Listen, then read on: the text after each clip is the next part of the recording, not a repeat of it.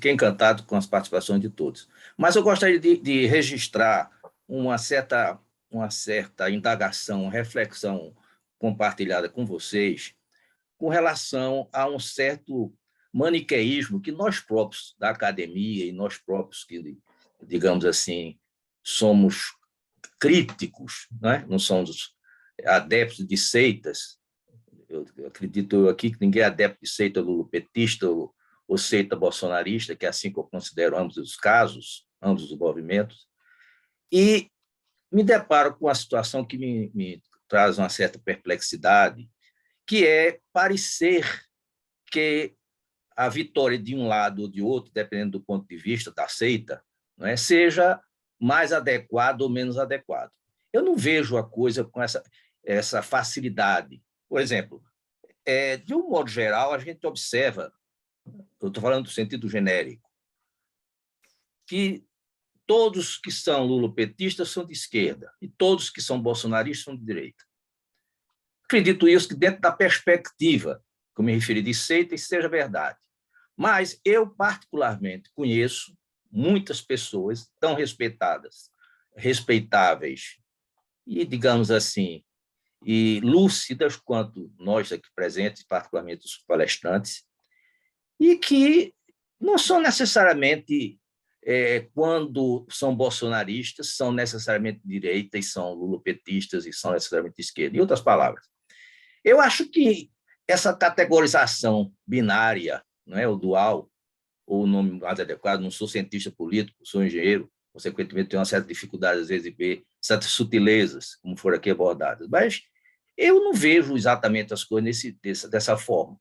Em síntese, eu vejo pessoas decentes que não são pessoas, digamos assim, de esquerda e que apoiam o lulopetismo, embora não seja com a lógica de sectária, de devoção absoluta, de ética de convicção. De outra parte, a mesma coisa. Eu vejo bolsonaristas, que são pessoas intelectualmente respeitáveis, pessoas decentes e que têm convicções que são. E não considera que necessariamente seria uma autocracia. Assim como não se deve considerar, creio eu, que necessariamente quem é lulopetista, mesmo no sentido de seita, sejam necessariamente adeptos de uma cleptocracia. Então, eu acho que, de certa maneira, quando a gente trabalha muito essa lógica binária, esquerda-direita, a gente complica, digamos assim, em vez de esclarecer, por vezes complica. Complica ou mascara? Complica ou mascara? Ou mascara, pode ser também a palavra exata.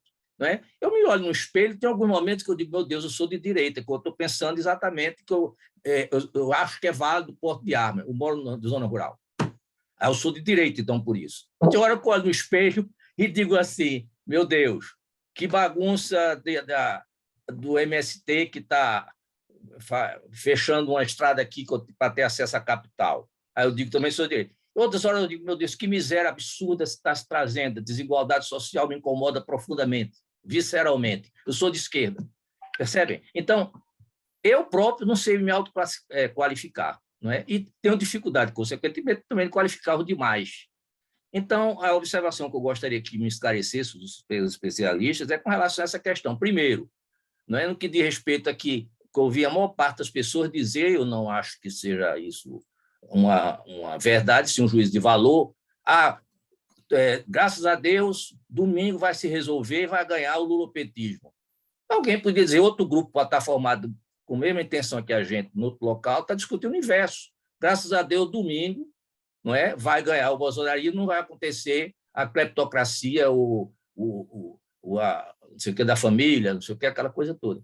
Percebe? Então, eu acho que a gente pecou um pouco, peca um pouco, quando a gente já, de pronto, a gente fica torcendo como time de futebol, porque aí a gente está fazendo o jogo, para concluir, João, a gente faz um jogo, digamos assim, de coisas que nós não somos, ou seja, o jogo das seitas. Nós não somos de aceitar A ou aceitar B, presumo que não, pelo que eu vi. Então, sendo assim, eu estranhei, digamos assim, essa hegemonia, tenho muito medo de hegemonia, Eu faço homenagem a João agora para concluir, dizendo assim, gosto muito do slogan, não é? Da revista Será, não é? Eu penso, logo duvido. Quer dizer, eu penso, logo duvido com relação a essas soluções. A solução é acabar com o bolsonarismo, acabar com o lulopetismo. Não acaba, nenhum nem outro. E nenhum nem outro vai poder dar seu golpe, nem por dentro, como podia ser o lulopetismo, não é? Como, de certa maneira, está referenciado isso com o Poder Judiciário, que foi pouco aqui abordado, que, sem dúvida nenhuma, a gente vê coisas absurdas. É o sistema mais patrimonialista que existe nesse país. Né? Pior que o sistema político e o executivo. Percebe? Então, fica essa dúvida. Eu, amanhã, domingo, eu não voto nem no lulopetismo, nem voto no bolsonarismo. E me considero um anti-bolsonarista, me considero um antipetista, ou anti-lulopetista, digamos assim. Eu vou insistir na derrota do centro, mas vou votar em alguém do centro, chamado Centro Democrático. Percebe? E acho que não vai ser bom para o Brasil, igualmente, nem a solução A, nem essa solução B, por definição. Se tem a polarização, vai continuar após a eleição. E essa questão do juízo-valor, qual é a pior, aí é uma outra discussão. Aí, daqui a pouco, a gente cai na discussão novamente, que é binária, de esquerda e direita. Né? Então, fica só essa reflexão, agradeço. E não fica pergunta, fica uma reflexão de dúvidas que eu espero que possa ser esclarecido até domingo, porque até domingo eu não voto em nenhum dos dois. Ok, obrigado, Sérgio. Um grande abraço a todos. Algum dos palestrantes, debatedores, quer fazer... Bem, eu vou fazer a minha colocação,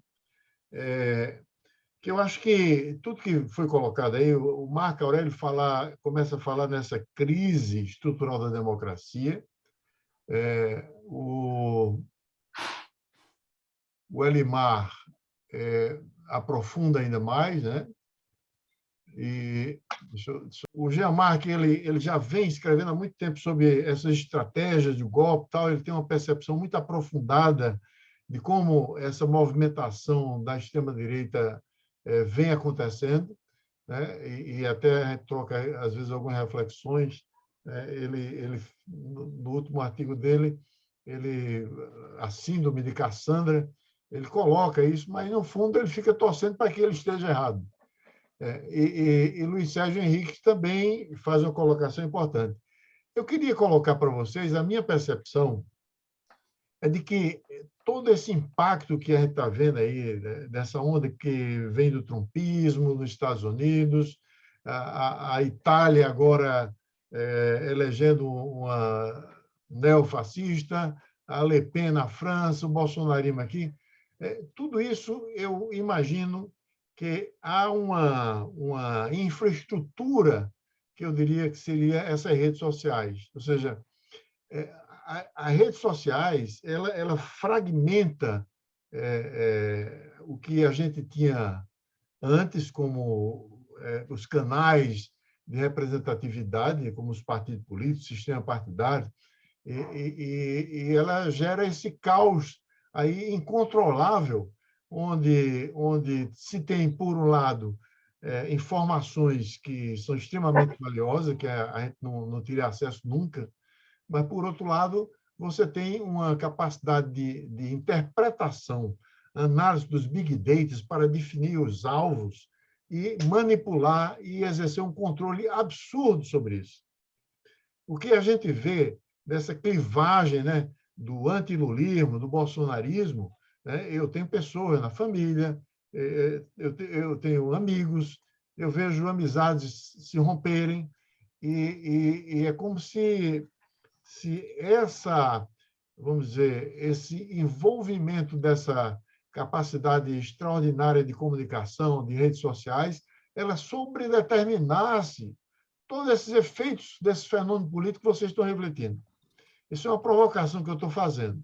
Né? Quando eu estou muito envolvido nisso, porque eu gerencio o conteúdo do canal do YouTube e tal, e às vezes me surpreende pela capacidade da extrema-direita em estar anos-luz à frente do que a esquerda está fazendo na área da mídia social. Né? É muito simples. Você bota lá o hashtag Lula, você vai ver 40 mil canais. Bota o hashtag Bolsonaro, 800 mil canais. Essa é exatamente a proporção, né, de como eles estão à frente das forças democráticas, das forças de esquerda. Então, é só para provocar isso. Ou seja, não podemos pensar num novo modelo de representatividade, num novo modelo de formas democráticas, né? Ou num novo modelo de convívio civilizado dentro do aparato institucional que a gente conseguiu construir até agora, sem entender o impacto dessa variável chamada a digitalização, a tecnologia da comunicação e as redes sociais. É uma coisa que ninguém tem controle e quem sabe mais controla mais, né? Lembrando aí o Engenheiro do Caos, onde o Steve Bannon disse: eu não preciso de cientista político, nem de sociólogo, eu preciso de físico e matemático. Não, João, olha, eu acho que você fez uma consideração aí que é, sem dúvida nenhuma, importante. Quer dizer, nós hoje não podemos fugir das redes sociais. As redes sociais são um dado da vida. E elas produzem ruído, acima de tudo. Mas elas também produzem mobilização e organização. O caráter contraditório das redes está justamente aí. Elas podem ser recursos importantes, digamos assim, para organizar a indignação ou para impulsionar a indignação em direções fora de controle. Agora, o que eu queria observar, ouvindo com muita atenção todos os que intervieram aqui e falaram, é que nós estamos vivendo uma situação em que o espaço para a intervenção de atores políticos racionais é um espaço muito estreito, né? Então, o Luiz Sérgio, por exemplo, falou dos veteranos, nós que estamos aqui, na maioria, pelo menos. A Tereza não, porque a Tereza é muito jovem, mas não é veterana, mas os outros são veteranos. Então, nós sempre trabalhamos com uma ideia de política marcada pela racionalidade. Hoje, no contexto, não é o lulopetismo ou o bolsonarismo, o contexto geral, ele dificulta muito o ator político racional, o cálculo político racional, né? Talvez esse seja, de todos, o principal desafio que a gente tem hoje, né? Não conseguir. Por que os partidos não se organizam? Em parte por causa disso, né? Quer dizer, a situação partidária no Brasil é patética. São 30 e tantos partidos, nenhum deles consegue apresentar uma narrativa, vamos dizer assim, palpável para a sociedade, que seja compreensível pelos brasileiros. Eles monopolizam a representação, como cabe num sistema representativo por partidos, mas, ao monopolizar a representação, eles impedem que outros atores sociais entrem nas tribunas parlamentares, sejam ouvidos nas tribunas parlamentares.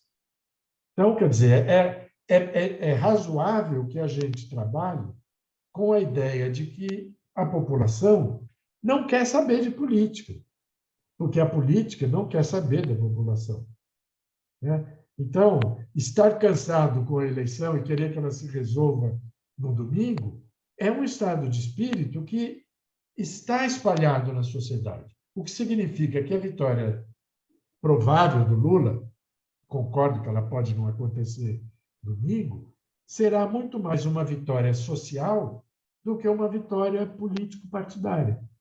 Ela não foi construída para ser política. Ela será uma vitória, no primeiro ou no segundo turno, imposta pela sociedade, ou por uma parte da sociedade, que se cansou, por um lado, do bolsonarismo, que se decepcionou com o bolsonarismo, que se horrorizou com o bolsonarismo, e, por outro, que não quer saber do trabalho paciente e racional da política, né? Quer dizer, essa crise é uma crise difícil de ser decifrada, para mim, e de ser vivida politicamente. Olha, eu vou entrar numa... Se desculpe, eu já me perdi aqui em quem falou o quê, mas eu tenho uma coisa que eu queria comentar em relação à natureza do que pode ser esse governo do Lula. Independente de primeiro ou segundo turno, eu acho que o Lula vem caminhando na direção do que você pode chamar de um governo de coalizão amplo. Ele está fazendo isso em todos os sentidos. O que ele não fez foi formalizar isso em termos de uma proposta que se podia chamar de governo de união nacional ou um governo de salvação nacional, ou seja, o nome que se der a isso, quer dizer, um governo de frente ampla, né, e definindo o que é amplo, até onde é amplo. Isso não foi dito. Ele fez uma série de movimentos em várias direções, procurando atrair, né, esses diferentes, digamos assim, expressões, digamos, políticas que são muito variadas. Elas, inclusive, a imensa maioria delas, as que podem decidir, inclusive, o processo eleitoral, não tem nada a ver com o lulopetismo, quer dizer, não tem de identidade, inclusive, com isso, pode ter até muitas críticas, mas que tem, na verdade, acho que você pode chamar, que o João colocou muito bem, você tem uma espécie de mobilização, de esgotamento em relação ao que significa, o que significou o Bolsonaro no governo e o que ele poderá significar ainda empiorado se ele ganhar e ficar mais 4 anos. Eu concordo com quem disse que, na verdade, ele terá a oportunidade de acabar de quebrar com as estruturas democráticas. Nós temos uma situação muito mais complicada para o futuro.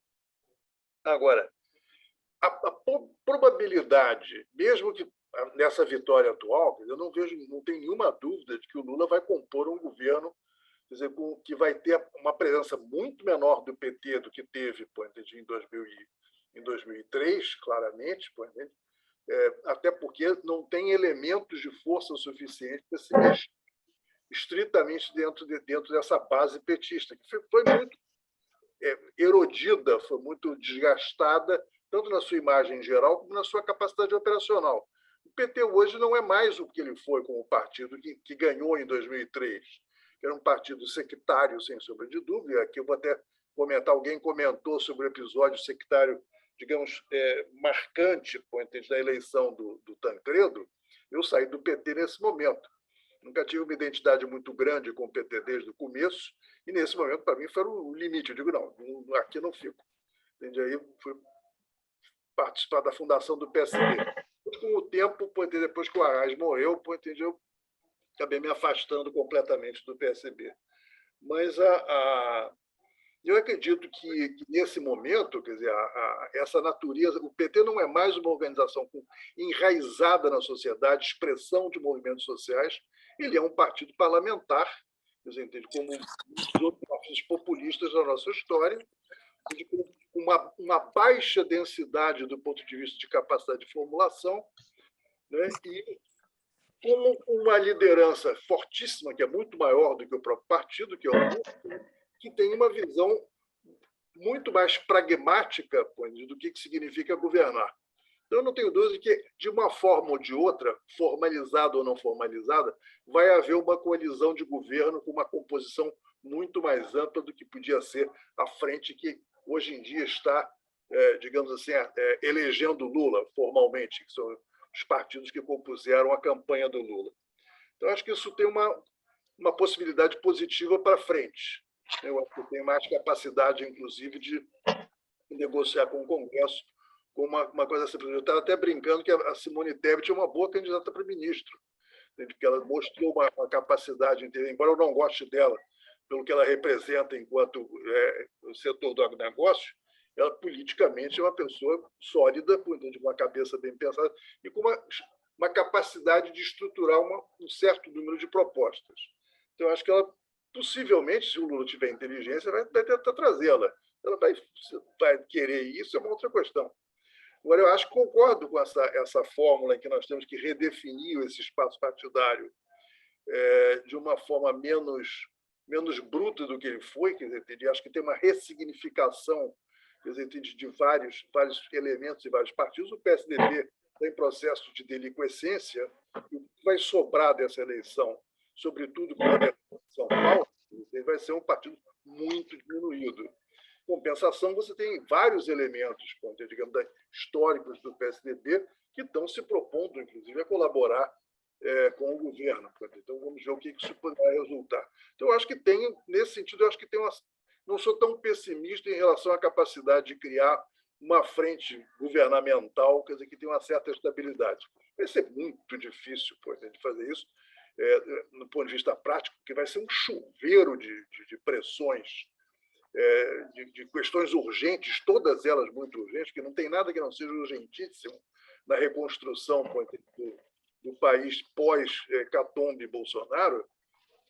Então, e não vai ter recursos para tocar tudo. Então, as escolhas vão ser dramáticas. Quer dizer, você vai resolver o problema da fome, vai tentar enfrentar o problema da fome, vai consumir um volume de recursos considerável.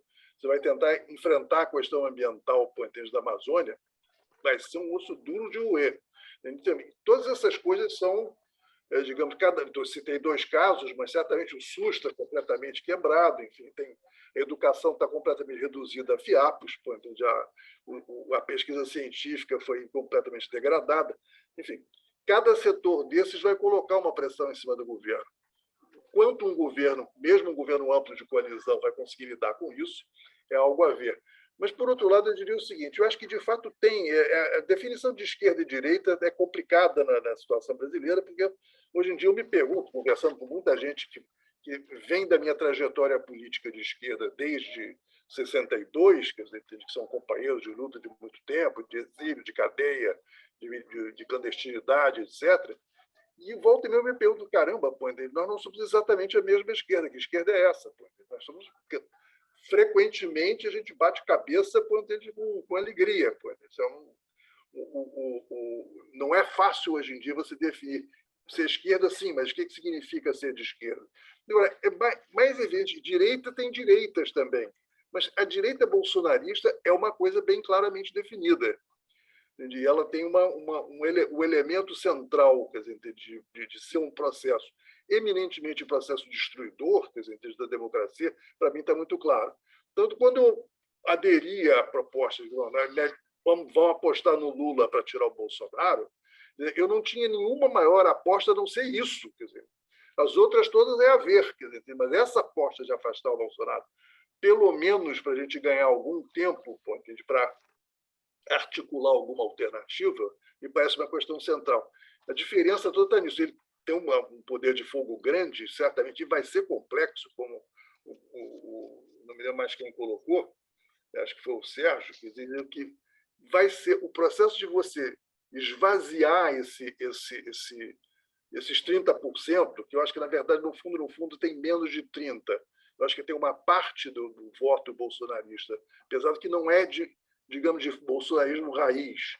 Quer dizer, é o antipetismo que está funcionando mais pesado do que isso. Eu conheço várias pessoas que dizem assim, olha, realmente o cara é horrível, mas o PT é pior. Então, você está nessa dicotomia. Acho que o bolsonarismo raiz, quer dizer, que tem esse discurso, digamos, adere a um discurso que é profundamente destruidor, eu acho que é uma porcentagem muito menor. No entanto, não é pouca coisa. É uma expressão de, no mínimo, 1/5 da sociedade brasileira ou dos eleitores brasileiros estão nessa vertente. Eu acho que eu vou destoar um pouco, porque trata-se aqui de uma discussão que é basicamente ciência política. Eu lido muito mal com esse lado da sociedade abordado pela ciência política. Eu vou levantar uma questão que é especificamente mais da sociologia. João falou uma coisa que me tocou muito, a questão das redes sociais, que tem uma predominância grande do bolsonarismo. E quando a gente fala que 30%, e essa percentagem, é uma percentagem que engloba, na verdade, uma sociedade muito segmentada. E eu penso numa outra questão, num outro segmento, porque quem decide a eleição no Brasil é a maioria da população. Quem é a maioria da população? A maioria da população não somos nós que estamos discutindo, nem os atores que nós citamos aqui. Não são. Eles estão lá quietos, vendo menos em redes sociais do que vendo televisão. enquanto faz o serviço de casa, enquanto está na casa da patroa, está lá com a televisão ligada, enquanto está no serviço de pedreiro e tal, está lá com o rádio ligado. E essas emissoras de rádio e esses canais de televisão, a influência muito grande hoje em dia, o que é? São os chamados evangélicos. Esses, sim, penetram na periferia. Esses têm um pé marcado na periferia. Quem elege presidente e senador e deputado é a periferia. Essa que é a maioria. Não interessa se é 30% Bolsonaro, se é 70%, sei lá o quê. É aí que está a sociedade brasileira. Então, por tudo que eu vi aqui, eu acho que a discussão foi muito boa, muito esclarecedora, mas, para mim, essa questão continua em aberto. E essa questão nós não vamos resolver nem tão cedo, porque ela tem raízes muito mais fundas do que essa que nós estamos discutindo hoje. Bom, eu acho que a nossa conversa aqui foi muito boa, né? Eu acho que nós acrescentamos uns para os outros alguns elementos importantes e aproveito para dizer que a Tereza, que diz que se move com dificuldades no terreno da política, fez uma intervenção brilhante, porque nós precisamos, em algum momento, fazer esse esforço sociológico para decifrar o que é esse povo que está na boca dos políticos, mas que é indeterminado.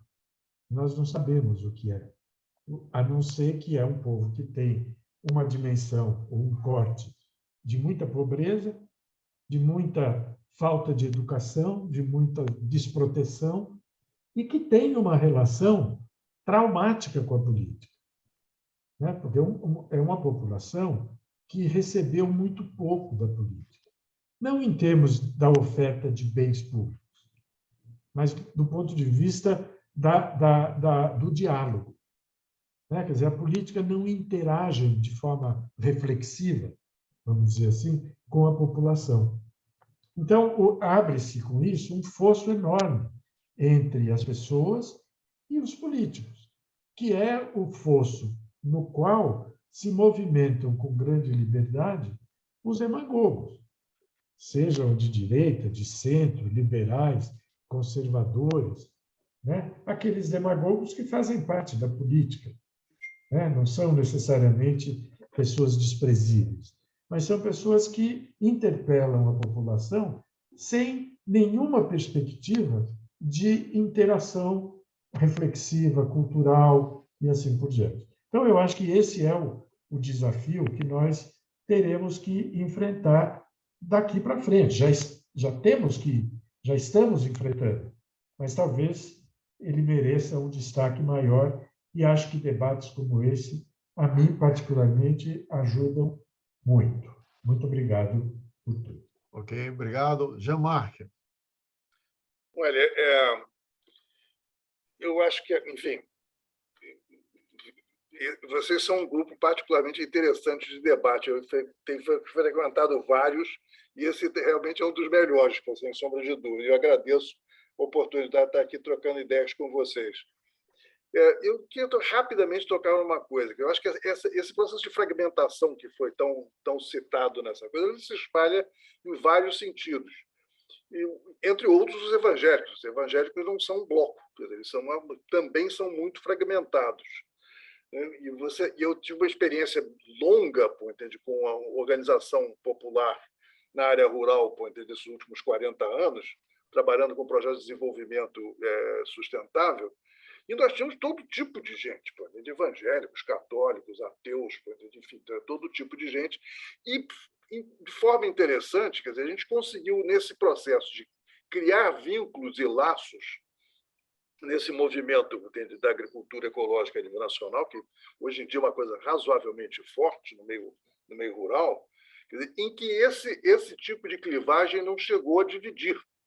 Quer dizer, entendeu? Ou seja, o choque, você tem gente dentro disso, que são evangélicos, outros que são católicos, e outros que não são, e que não interferiu, quer dizer, no processo organizativo e no processo de colaboração e de diálogo. Eu diria que esse movimento não é só nosso. Eu acho que você tem aqui no Rio de Janeiro, tem experiências de organizações de favela que são extremamente interessantes e que são lugares que são profundamente penetrados pelo neopentecostalismo. Né? E isso me dá uma certa esperança de que essas coisas são tratáveis. É claro que isso tem, no momento, você tem um nível de manipulação política gigante nessa área, porque justamente pela dificuldades, pobreza e o déficit de cidadania nesse setor, foi, de certa maneira, o neopentecostalismo teve um papel de dar, de certa forma, uma capacidade de articulação, de solidariedade, digamos assim, de cidadania propriamente dita, para a gente que estava completamente perdida, isolada, sem suporte, sem nada. Eu diria que, brincando uma vez, eu disse assim, o neopentecostalismo que eu consegui perceber aqui no Rio de Janeiro é uma mistura em que a gente chamava de socorro vermelho, dos movimentos políticos de esquerda na Europa. É um clube de amigos, é um grupo religioso, é um grupo de ajuda mútua, é um conjunto de cultura, é um grupo cultural. Você tem um conjunto de coisas que são importantes na sociedade que essas pessoas não tinham nenhum acesso e que esta forma de organização via os grupos pentecostais permitiu. Então, acho que tem que ser respeitado isso como resultado. Se isso está sendo manipulado, e está, não quer dizer que todos sejam da mesma coisa, e que o fato de que esses laços se criam não é uma coisa positiva em si. E enfrentar essa manipulação é uma outra questão, uma luta política de outro tipo. Olha, de fato, eu falo muito, a gente falou de política, mas a política não vive no céu, né? A política tem pés e pernas na sociedade, no social. E sem que se restabeleça alguma comunicação real entre o político e o social, a gente não vai adiante. Esse é exatamente o X da questão, o pulo do gato. A questão do evangelismo, do neopentecostalismo, né, é uma questão desafiadora. Da mesma forma como politicamente se trata de desmontar o grande consenso em torno do Bolsonaro, eu digo grande consenso porque 30% ou 40% de pessoas que aderem a um conjunto de teses muito complicadas e, evidentemente, reacionárias e perigosas para a sociedade, porque falam em extirpar o inimigo, falam em matar o bandido, né? Falam em tratar de forma caricatural e grotesca a questão das drogas, etc., etc., etc. Se 30% ou 40% de pessoas pensam e agem assim, elas inviabilizam as instituições políticas e inviabilizam também a vida social. Então, de alguma forma, a gente vai ter que achar os pontos de contato entre a democracia política, a institucionalidade, né, que a gente defende tanto, né, e a vida social, a vida das camadas populares, as suas formas reais de organização. Eu nunca me esqueço, mudando um pouco de foco, né, que um dos grandes heróis do século XX é o Martin Luther King, que era um pastor protestante, não é presbiteriano, me parece. Então, isso aí é uma guia, é um elemento, né, que deve nos encher de algum otimismo. É possível que figuras dessa estatura se ergam também no Brasil e nos ajudem a pensar como é que essa massa de crentes, com as suas crenças legítimas, a sua vida cultural, a sua vida social, né, as suas formas de agregação, como é que essa massa pode ser o substrato de uma democracia que a gente não quer que seja uma democracia formal, uma democracia de rapapés, de salamaleques, de rituais, inclusive rituais eleitorais, que são importantíssimos, mas também não bastam. Muito obrigado, foi um prazer estar aqui com todos vocês.